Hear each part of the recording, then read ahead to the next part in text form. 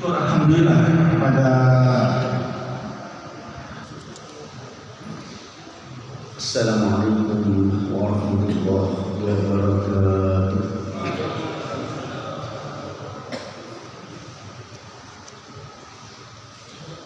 Innal hamdalillah nahmaduhu wa nasta'inuhu wa nastaghfiruh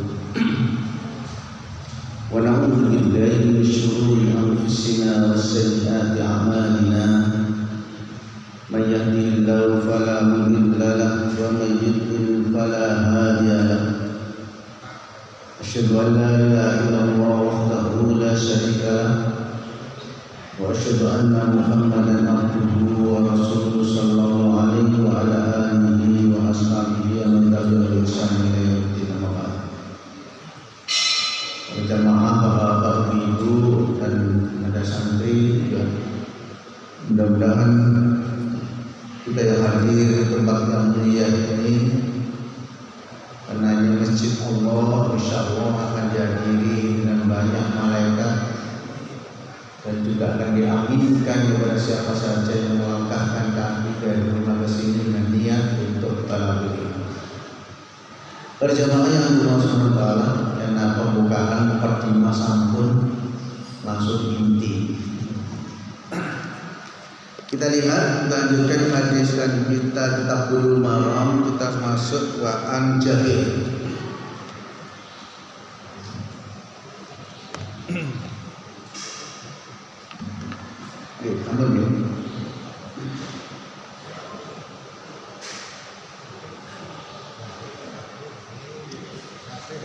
Wa an Jabir.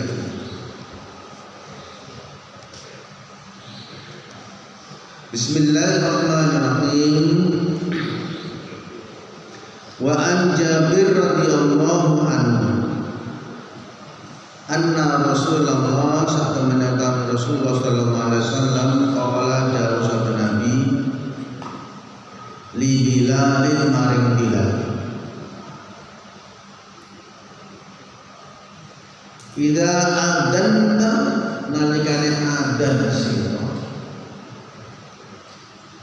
fatarassal mongko alon-alon sira. Jadi ini adzan niku boten asal cepat.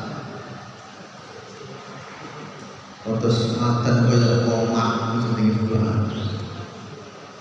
Bisa perintah iki dengan wa idza aqamta lan nalikane qomat sira Bilal fahdur mongko nyepetno sira wa ja'al lan dadekno sira baina adanika antarane adan sira wa iqamatika lan qomat sira di antaranya adan dan qomatmu Bilal migdaro sak ukurane mayafruhu barang kang wis rampung apa sapa al-adil wong kang mangan min akli saking mangane wong. Hadis rawahu Tirmidzi wa dha'afahu lan dhaifah sapa Tirmidzi ing hadis. Derajat hadis ini para ulama menilai sebagai hadis dhaif. Dan ini langsung pengakuan Tirmidzi, padahal yang meriwayatkan Tirmidzi. Tapi Tirmidzi sendiri mendhaifkan hadis ini.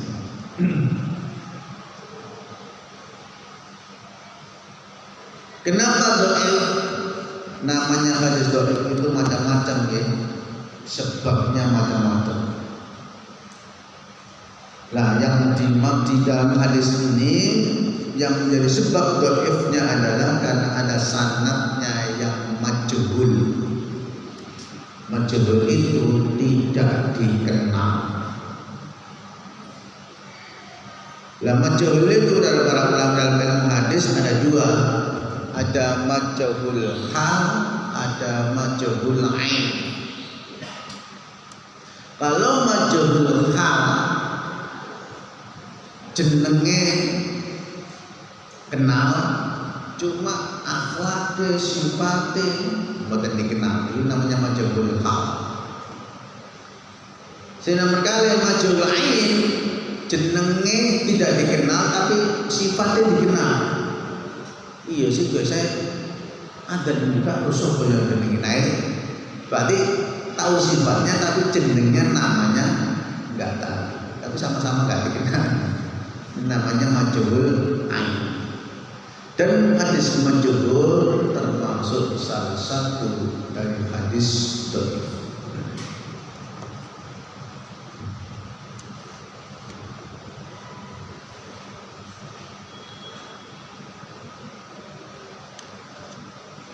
Tetapi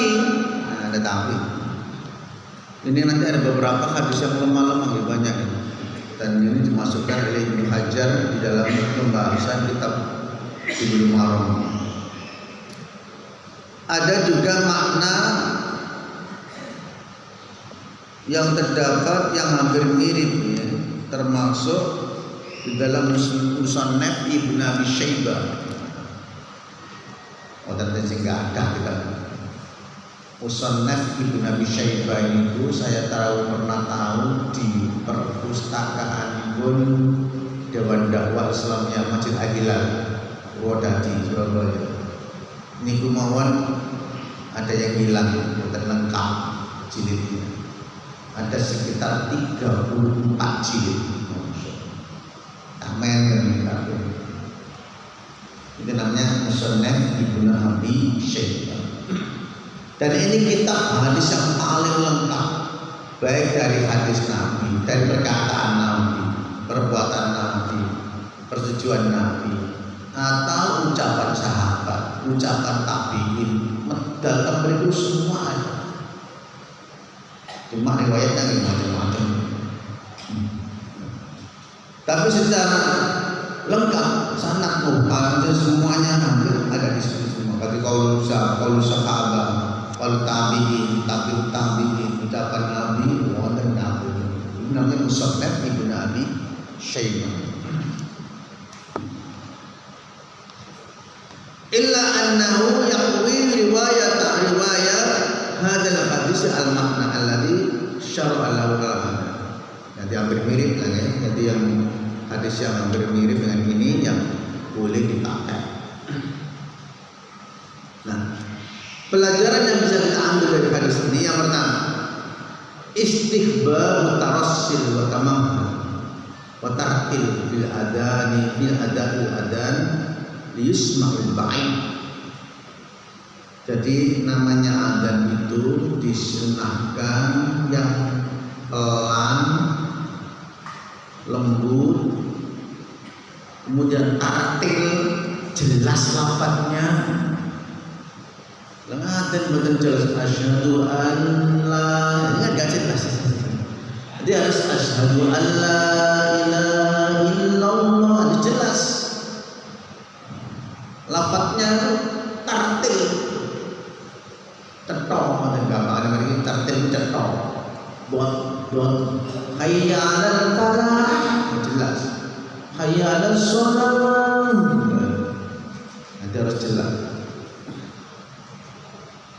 Detak. Apa tujuannya? Liyusma' baik, agar suaranya yang jelas itu bisa terdengar dari yang jamaah yang jauh. Sopo sing ngaten? Pak Griko ya. Mas teko wae ada wae subuh. Terdengar. Itu tujuannya. Yang kedua, amal iqamah fal afdal li khadar biha. Adapun kalau iqamah itu harus otot cepat titik. Allahu akbar, asyhadu an la ilaha illallah, asyhadu anna muhammadan. Ada cepat. Adzan nanda iqamah kudu benten enggak badan. Nah, adzan pelan, lembut, jelas.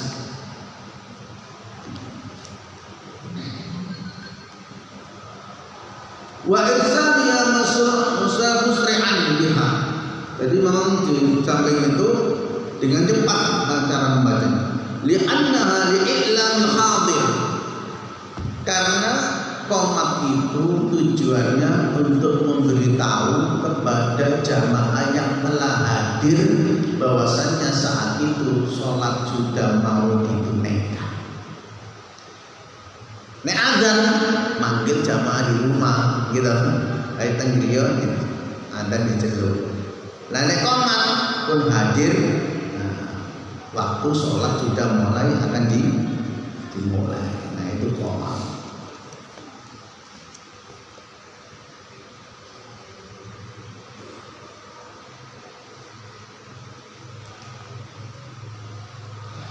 Bi iqamatis shalat fala yahtajuna ma yahtaju ilaihi ba'id.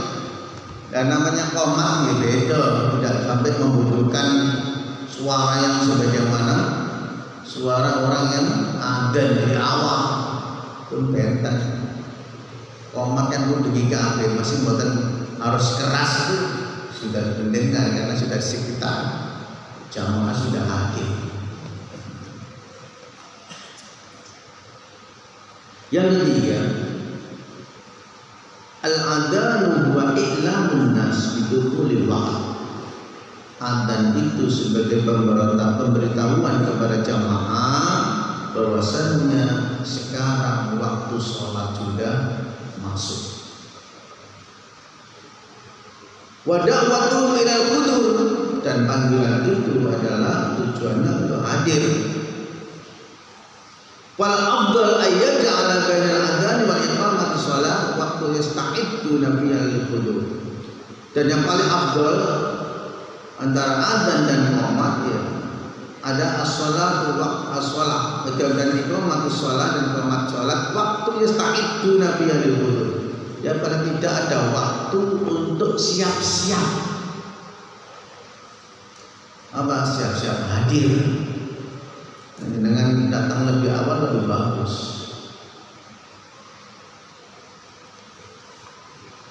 Wa yafrahuna min a'malihim alladhi bada'a adzan. Jadi biasanya yang sudah melakukan pekerjaan misalkan paklim, masrah, napong, kuli atau apa, nah itu sudah harus mulai diselesaikan, jangan terus aja. Jadi sudah mulai adzan sudah selesai. Wa hum qa'imuna biha, dan itu lagi antara orang yang dimaksud dengan menegakkan sholat itu sih. Adzan terus tinggal sini. Normalnya tak Mekah. Jadi ada Mekah. Adzan tutup banget tutup. Ada polisi sing amar-amar nemu kan. Nanti toko bukan tutup lah diparani di polisi. Di Masya Allah. Itu di Mekah.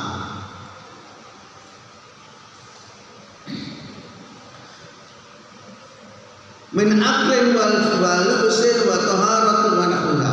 Di antaranya karena yang disiapkan itu biasanya kadang-kadang mungkin makan atau bisa jadi menggunakan salin atau pakaian atau bersuci, wudu dan lain sebagainya. Nah itu butuh waktu, jadi tidak langsung qomat. Liqauli Nabi sallallahu alaihi wasallam ij'al baina adanika wa iqamatika miqdar ma yafruqu aqli min aqli. Jadikanlah waktu antara adzan dan qomat itu ya sekitar selama seperti orang yang makan selesai dari makan. Ini umum ya, makan kacang dalam hari-hari. Jadi makannya makan umum, jadi sewajarnya makan seperti apa.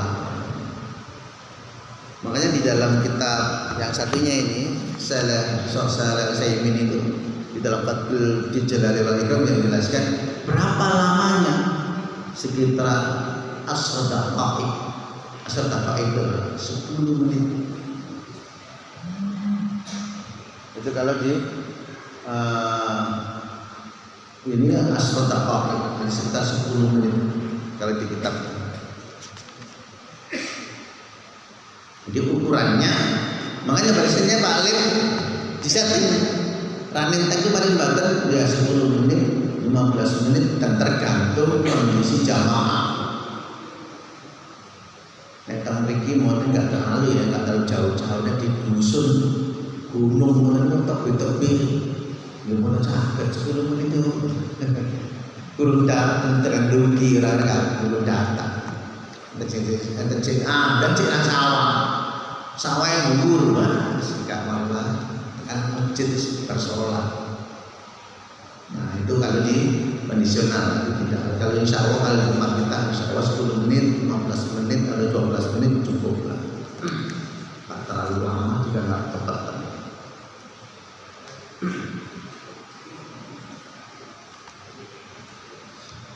Kama anal mustaqab al-laitila intidhar ma bainal adzan wa qabla shalah wa yashukku ala hadirin. Nah ini kan. Sebagaimana juga disunnahkan, dianjurkan untuk tidak terlalu lama menunggu antara adzan dan qomat itu sebelum sholat ditunaikan. Wa yashukku ala hadirin, itu memberatkan bagi yang sudah datang lebih awal. Walaupun toh sebenarnya datang lebih awal pun setelah sholat sunnah hadir duduk wa antum bis-shalah mata dan bis-shalah. Kata Nabi, panjenengan dianggap sholat ketika panjenengan menunggu sholat wajib. Ngenteni tok itu dianggap sholat.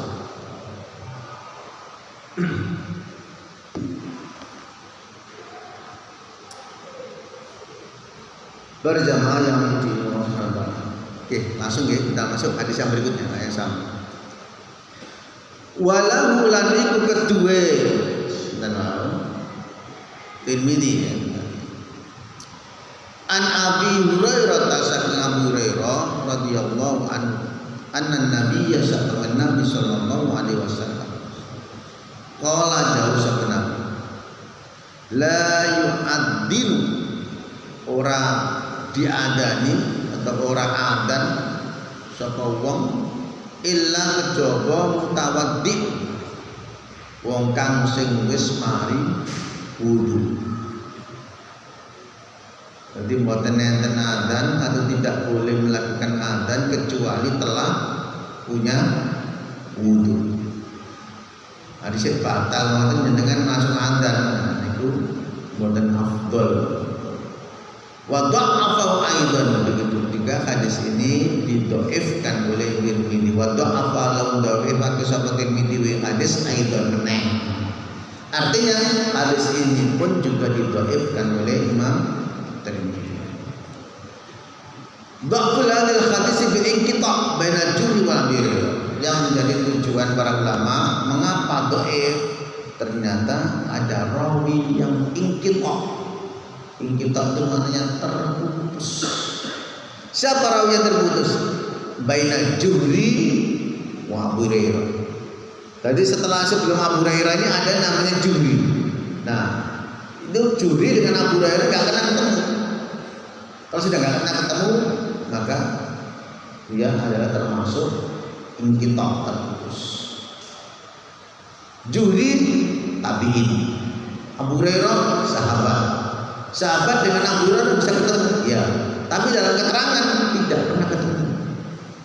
Berarti dianggap hadis ini munqati, walaupun secara generasi antara sahabat dengan tabi'in ini bisa ketemu.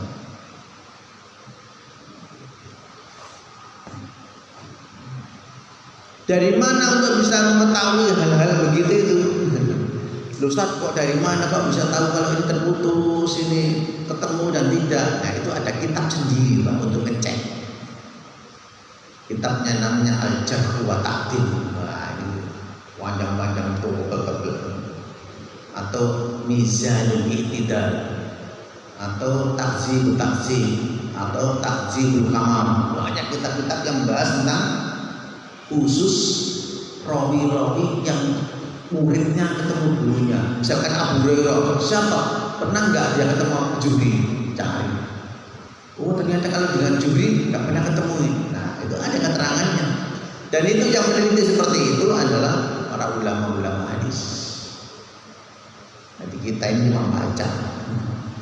Sudah diteliti oleh para ulama tentang keterputusan atau bersambung atau boten sanadnya itu sudah diteliti para ulama. Kita ini cuma tinggal ngecek yang mau.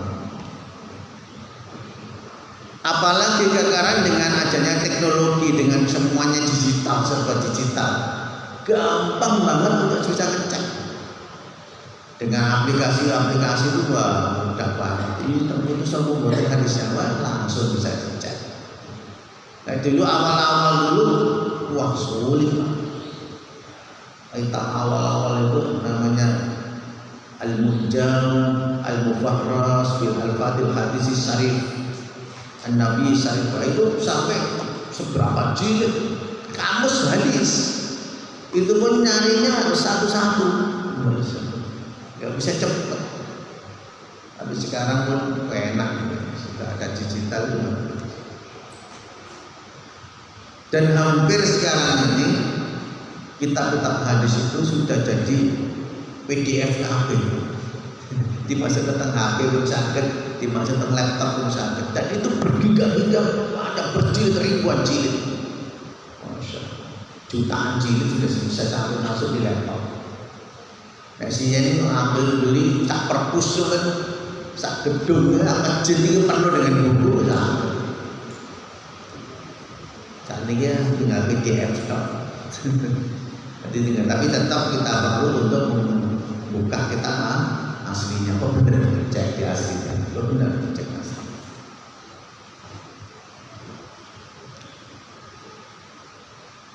Nah, pelajaran yang bisa kita ambil dari hadis ini yang pertama, dhahirul hadis istiratul tahara li adan.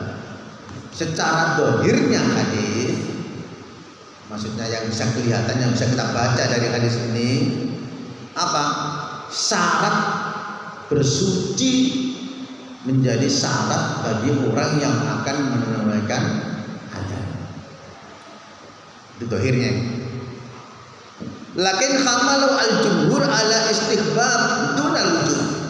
Namun para ulama, mayoritas para ulama ahli fikih mengatakan tidak sampai dihukumi wajib, tapi hanya istihbab atau mustahbab. Istihbab itu disukai, dianjurkan, tapi tidak sampai wajib. Harus wudu dulu buatan. Kalau misalkan wudu, bagus, mustahab. Seandainya nggak wudu, nggak apa-apa, adanya pun tetap sah. Dengan juga nggak apa-apa, nggak berdosa. Afdalnya punya wudu.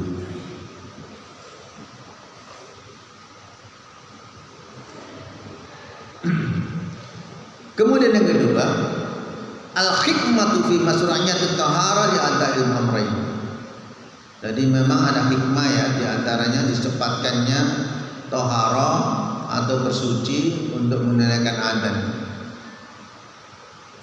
Karena memang ada kesempurnaan dari hadis ini dari Abdullah bin Abbas.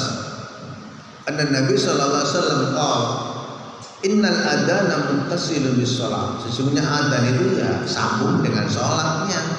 Fala yu'adzin ahadukum illa huwa tahir. Dan tidak boleh seorang kalian itu menunaikan adzan kecuali dia sudah bersuci, dia sudah punya wudu. Karena namanya adzan dengan salat itu kan satu paket nih. Mboten antara adzan itu salatnya orang. Jadi satu paket, artinya adzan sekaligus salat. Makanya afdal ketika seorang itu sebelum adzan wudu dulu, nanti langsung sholat. Ini analisis para ulama fikihnya. Min babil istidad la bisyartain. Nah, di antaranya memang ada persiapan-persiapan. Karena begini, yang kedua, mengapa seperti itu? Ternyata kata para ulama, al-adanu huwa al-ibadah. Ngapunten, adzan itu bukan hanya sekedar pengumuman waktu sholat telah datang, waktu sholat telah masuk, panjenengan diminta ke masjid, bukan hanya sekali. Tapi adzan adalah ibadah. Karena ibadah diikuti koridornya. Mau tenangger kok suara jeplak teman-teman. Tapi ada pilihan, Nabi aja milih kalau mau untuk mencari surga adzan. Padahal adzan ayat hadis tentang adzan itu saat itu sababun nurutnya kepada Abi Mahdurah. Tapi ternyata yang diminta untuk adzan bukan Abi Mahdurah tapi Bilal. Kenapa? Karena Bilal suaranya bagus dan Nabi milih mau tenang.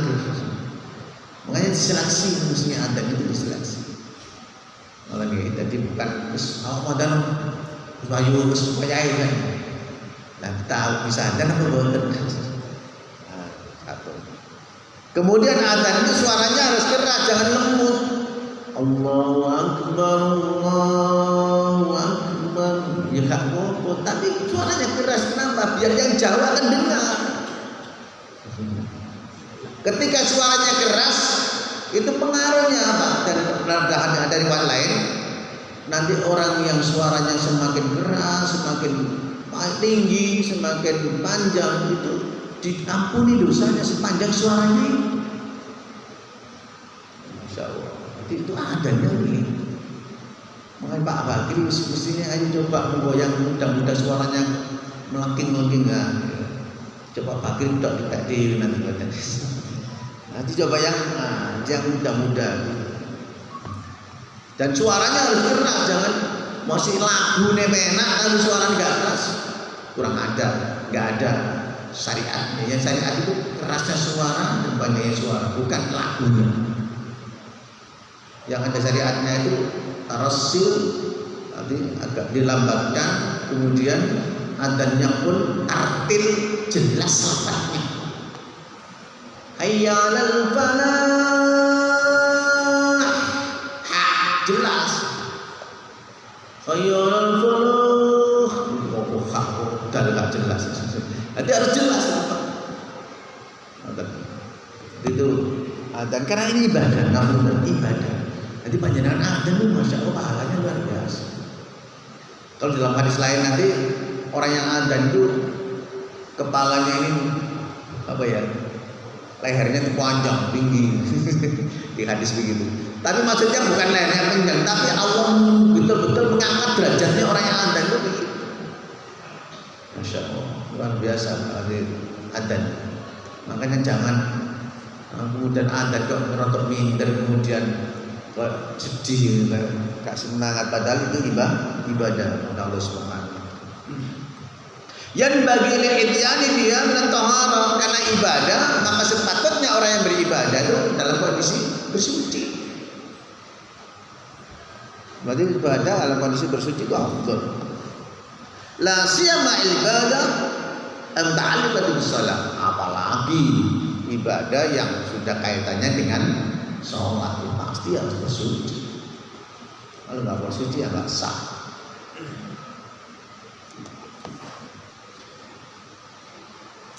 Kemudian berjamaah yang di Allah Subhanahu wa taala. Langsung kita lihat hadis yang mirip nih karena enggak terlalu banyak pembicaraan. Walau lari kedua Tirmidzi. Nah, hadisnya An Ziyad ibnu Harith, saking Ziyad bin Harith radhiyallahu anhu, qala mutab sahabat Ziyad bin Harith. Qala dawuh sapa Rasulullah sallallahu alaihi wasallam. Wa man lan sapane wong adzan kang kulo adzan sapa wong bahwa mongko utawi wong iku yukimu yo qomat sapa wong. Nanti kalau dia adzan ya maka dia juga harus yang qomat. Jangan tanya Pak Bakri sing qomat taklim. Nah itu kurang afdol. Kayak gitu Mas. Kalau yang adzannya Pak Bakri sing qomat nggih Pak Bakri. Karena dia yang adzan berarti dia yang qomat. Namun hadis ini wa dha'afa lan dha'ifake sapa Tirmidzi hadis aidon. Nah, ternyata hadis ini juga demikian, masih dhaif. Rawahu Tirmidzi wa qala innama na'rifu min hadis Abdurrahman al-Ifriqi wa huwa dhaifun inda jumhur. Ada nama seorang sanad namanya rawinya Abdurrahman al-Ifriqi dan dia termasuk rawi yang dhaif menurut jumhur ulama hadis. Berarti kalau sudah jumhur, berarti mayoritas ahli hadis, kritik hadis, dia menilai dhaif. Walakin al-amalu alaihi inda akthar al-ilm qala Ahmad. Tetapi banyak para orang ahli ilmu mengamalkannya. La aktubu hadits al-Ifriqi, dan aku tidak, bahkan Imam Ahmad mengatakan aku tidak pernah menulis hadisnya al-Ifriqi, termasuk hadisnya Imam Ahmad. Artinya memang Imam Ahmad itu kalau ada hadis dhaif enggak dipakai. Walaupun Imam Ahmad sendiri juga menggunakan hadis dhaif yang enggak parah. Kalau Imam Ahmad sampai meninggalkan begini, berarti enggak apa. Jadi Imam Ahmad itu termasuk salah satu mazhab yang boleh menggunakan hadis dhaif tapi dengan syarat enggak semata-mata dipakai. Kemudian waqala Abu Taqlis wa qad dha'afa Ibnu Qattan wa ghairihi. Ibnu Qattan pun juga begitu mendhaifkan hadis. Namun para jamaah walahu tariqut tsani. Ternyata hadis ini ada beberapa jalan. Artinya apa? Kalau dalam bahasa hadis namanya hadis ini derajatnya paling tidak minimal hasan. Hasan bisyawahid. Artinya apa? Hadis ini hasan tapi ada saksi-saksi penguat hadis lain yang sama-sama lemah tapi nggak parah. Maka derajatnya menjadi hasan li ghairihi. Ada hasan li dzatihi, ada hasan li ghairihi. Kalau hasan li ghairihi sebenarnya hadis dhaif. Tapi banyak jumlahnya. Ini dhaif, ini dhaif, ini dhaif. Sanad ini juga dhaif. Sanad dari sanad ini juga jalan ini juga dhaif. Tapi nggak parah. Nah kalau sudah nggak parah begini, maka dhaif yang banyak ini dikumpulkan jadi satu, menjadilah hadis hasan li ghairihi. Hadis hasan tapi ada penguat hadis lain, sehingga namanya hasan li ghairihi. Termasuk hadis ini.